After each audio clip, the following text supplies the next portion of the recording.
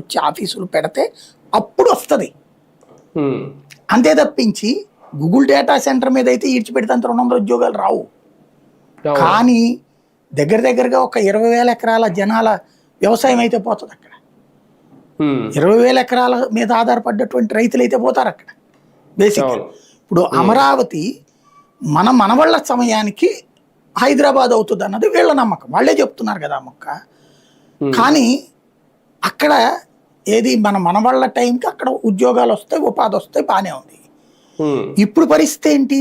55,000 ఎకరాలు, ఆ పక్కన ఉన్నటువంటి ఇంకొక 1,00,000 ఎకరాలు కదా, ఉమ్, ఉమ్, అవంతా కాంక్రీట్ జంగిల్ అయిపోయినాయి. ఇక్కడ ఇన్కమ్ ఎక్కడ ఉంది ఆ కుటుంబాలకి, రైతు కుటుంబాలకి? ఉమ్, రైతు కూలీల బ్రతుకులు ఏంటి? వాటిట్లో ఎన్ని లక్షల జీవితాలు తేడాలు వచ్చినాయి. వీళ్ళు ఉపాధి వచ్చేది చెప్తారు, ఉద్యోగం అవును. భవిష్యత్తులో వచ్చేది. ఉమ్, ఇప్పటికిప్పుడు ఉపాధి పోయినటువంటి వాళ్ళ గురించి అసలు లెక్కలేయరు. మన దేశంలో జరుగుతున్న అతిపెద్ద లోపం ఇదే. పరిశ్రమలు రావాలి, సాఫ్ట్వేర్లు రావాలి, అందరూ రావాలి. దాన్ని మనం ఎక్స్ప్లాయిట్ చేసి చూపెడుతున్నాం. కోల్పోతున్న భూముల్లో కోల్పోతున్న ఉద్యోగాలు, ఉపాధి అవకాశాలని గురించి చెప్పట్ల. సేద్యం లేని చోటన నువ్వు ఇండస్ట్రీస్ పెట్టు, అప్పుడు ఆ రైతు బాగుపడతాడు, ఇండస్ట్రియలిస్ట్ బాగుపడతాడు. సేద్యం సక్రమంగా సాగే చోట నువ్వు పెట్టేటటువంటి ఇండస్ట్రీ వల్ల